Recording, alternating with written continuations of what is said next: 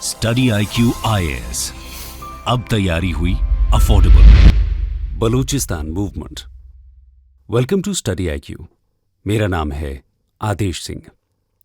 कहते हैं जब एक विशाल इमारत गिरती है तो उसके आसपास की छोटी बड़ी इमारतों को भी भारी नुकसान पहुंचता है, जिसको सामूहिक निषेध या कोलैटरल डैमेज कहा जाता है। अक्सर उस बड़ी इमारत के हादसे में इन छोटी इमारतों के दर्द को कोई याद नहीं रखता, मानो इनका दर्द दर्द ही ना हो और एक बड़े लक्ष्य की प्राप्ति के लिए ये फिजूल ही खर्च हो गई हों। जब 1947 में भारत में अपना वर्चस्व जमाकर बैठे ब्रिटिश साम्राज्य की इमारत ढही तो इसकी वजह से भी पूरे साउथ ईस्ट एशिया में एक भूकंप सा आ गया और इस भूकंप से हुए कोलैटरल डैमेज ने इस पूरे रीजन का वर्तमान और भविष्य बदल कर रख दिया। जहां एक ओर भारत को ब्रिटिश सरकार से आजादी मिली, वहीं दूसरी ओर हमें भारत पाकिस्तान बंटवारे का दर्द भी मिला। इसी के कोलैटरल डैमेज में एक ओर पंजाब खून से सन गया तो वहीं दूसरी ओर बंगाल भी उजड़ कर रह गया। लेकिन आज हम बात करेंगे उस इमारत की जो इसी सामूहिक निषेध का शिकार हुई, पर उसकी बात कहीं कोई नहीं करता और इसीलिए बीते 75 सालों से यहां के बाशिंदे चीख चीख कर दुनिया को अपनी कहानी सुनाने की कोशिश कर रहे हैं कि कहीं कोई तो उनकी आपबीती पर ध्यान दे कि उनके साथ क्या हुआ है और कैसे आज वो अपने ही वतन से बेदखल होने की कगार पर खड़े हैं। यहां हम बात कर रहे हैं बलोचिस्तान की। जी हां, उत्तर में अफगानिस्तान और दक्षिण में अरब सागर, पश्चिम में ईरान और पूरब में पाकिस्तान के सिंध और पंजाब प्रांत से घिरा पाकिस्तान का सबसे बड़ा सूबा बलोचिस्तान। वहीं बलोचिस्तान जो यूं तो हड़प्पा संस्कृति के समय से ही भारतीय उपमहाद्वीप पर फलने फूलने वाले जीवन का स्रोत रहा है, लेकिन आज इसकी अपनी सांसें टूटने लगी हैं और ये अपनी खुद की पहचान बचाए रखने के लिए जद्दोजहद कर रहा है।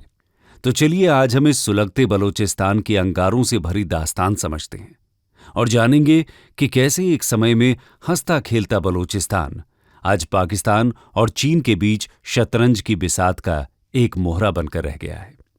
लेकिन इस कहानी को शुरू करने से पहले ये जान लेते हैं कि आखिर बलोचिस्तान है क्या। What is Balochistan? यहां सबसे पहले समझने वाली बात यह है कि बलोचिस्तान एक जियोग्राफिकल रीजन होने के साथ साथ यहां रहने वाले लोगों की एथनिक आइडेंटिटी भी है। वो लोग जो इस रीजन में सैकड़ों सालों से रह रहे हैं। यूं तो अगर हम हड़प्पा सिविलाइजेशन के एविडेंसेस की माने तो इस रीजन में उसी समय से मानव सभ्यता फल फूल रही थी, जिसके अवशेष हमें सिबी के पिराक और मकरान के पिठानी दाम में देखने को मिलते हैं। लेकिन अगर हम आज के बलोचिस्तान को मानचित्र पर ढूंढें तो हम पाएंगे कि ये मुख्यतः पाकिस्तान के साउथ वेस्टर्न रीजन में स्थित है, लेकिन इसके कुछ भाग ईरान के साउथ ईस्टर्न रीजन और अफगानिस्तान के सदर्न रीजन में भी हैं। ऐसे में हम कह सकते हैं कि संयुक्त बलोचिस्तान इन तीनों देशों के बीच एक ट्राई जंक्शन रीजन के रूप में स्थित है। यहां हम आपकी जानकारी के लिए बता दें कि ये रीजन अपने नेचुरल रिसोर्सेज जैसे नेचुरल गैस, ऑयल, कोल, कॉपर, सल्फर, फ्लोराइड और गोल्ड के लिए फेमस है और पाकिस्तान के टोटल गैस प्रोडक्शन का 40% से ज्यादा केवल इसी रीजन से प्रोड्यूस किया जाता है। यही नहीं, यहां दुनिया के सबसे बड़े कॉपर और गोल्ड रिजर्व्स होने के भी प्रमाण मिले हैं। ऐसे में हम कह सकते हैं कि ये रीजन पाकिस्तान के लिए स्ट्रेटेजिकली और इकोनॉमिकली दोनों ही रीजन से काफी इंपॉर्टेंस रखता है। अब ऐसे में जाहिर सी बात है कि अगर ये पाकिस्तान का एक इंपॉर्टेंट रीजन है तो ये उसका सबसे डेवलप्ड रीजन भी होना चाहिए। लेकिन यहीं हमारी सोच गलत हो जाती है। जैसा कहा जाता है कि चिराग तले तो हमेशा अंधेरा होता ही है, कुछ वैसा ही बलोचिस्तान के साथ भी हुआ है। तो चलिए हम इसकी कहानी भी शुरू से सुनते हैं। The collateral damage.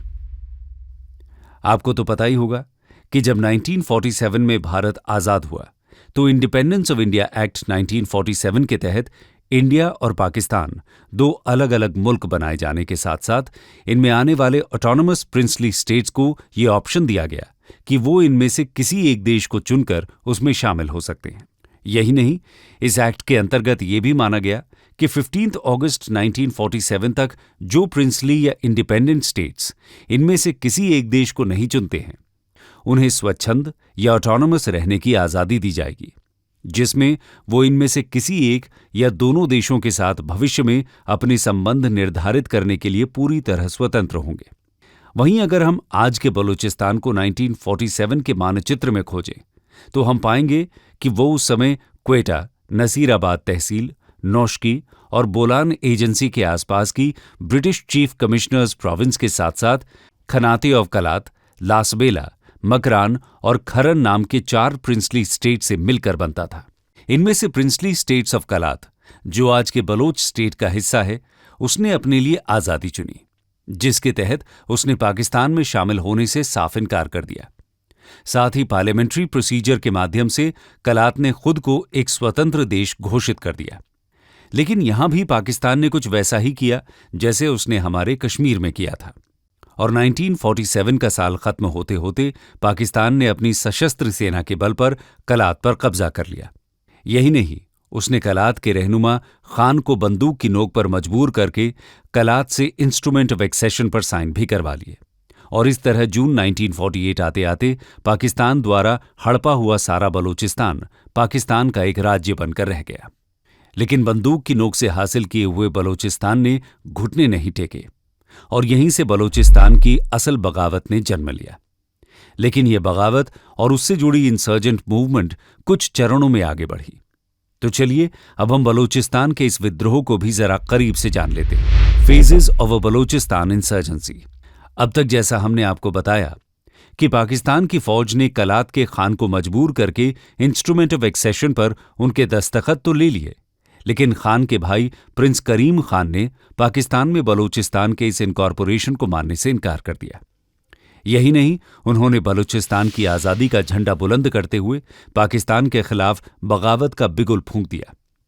हालांकि उनके लिए बलूचिस्तान में रहते हुए इस मूवमेंट को आगे बढ़ाना मुश्किल हो सकता था, इसीलिए उन्होंने पड़ोसी देश अफगानिस्तान में शरण ले ली और वहीं से पाकिस्तान के विरुद्ध अपना सशस्त्र विद्रोह जारी रखा, जो अलग अलग फेजेस में ही सही, लेकिन तब से लेकर आज तक 75 साल गुजर जाने के बाद भी जारी है।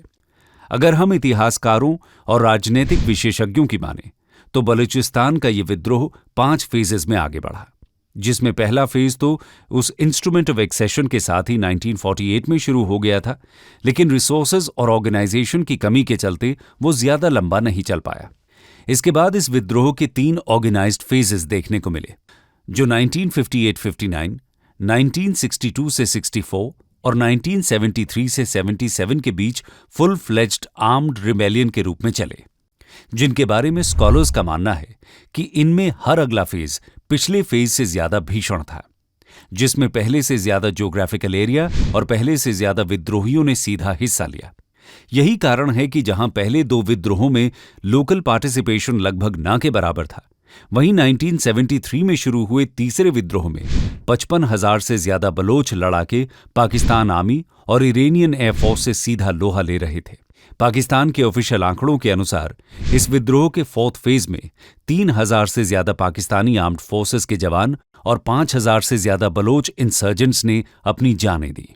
इसी कड़ी में पाकिस्तान स्टेट के खिलाफ बलूचिस्तान इंसर्जेंसी के 5th फेज की शुरुआत 2003 के आसपास शुरू हुई और तब से लेकर आज तक जारी है, जो इसे बलोच इंसर्जेंसी का सबसे लंबा और सबसे वायलेंट फेज बना देते हैं। इस फेज में बलोच इंसर्जेंट्स की ओर से एक फुल फ्लेज्ड आर्म्ड रिबेलियन करने के बजाय स्मॉल गोरिल्ला अटैक्स, असैसिनेशंस और अंडरग्राउंड इंटेलिजेंस नेटवर्क का सहारा लिया गया। हालांकि इंसर्जेंसी की इस वेव में पाकिस्तान विरोध के साथ साथ इस रीजन में चाइना का बढ़ता दखल भी एक बड़ा कारण है। जिस गति से चाइना इस रीजन में अपने मेगा प्रोजेक्ट्स और इकोनॉमिक कॉरिडोर डेवलप कर रहा है, बलूचिस्तान के लोगों को डर है कि कहीं वो चाइना की ही एक कॉलोनी बनकर ना रह जाए। हालांकि इस बारे में हम आगे अपने वीडियो में डिटेल में बात करेंगे। पहले हम ये जान लेते हैं कि इस मूवमेंट में भाग लेने वाले मेजर इंसर्जेंट ग्रुप्स कौन से हैं।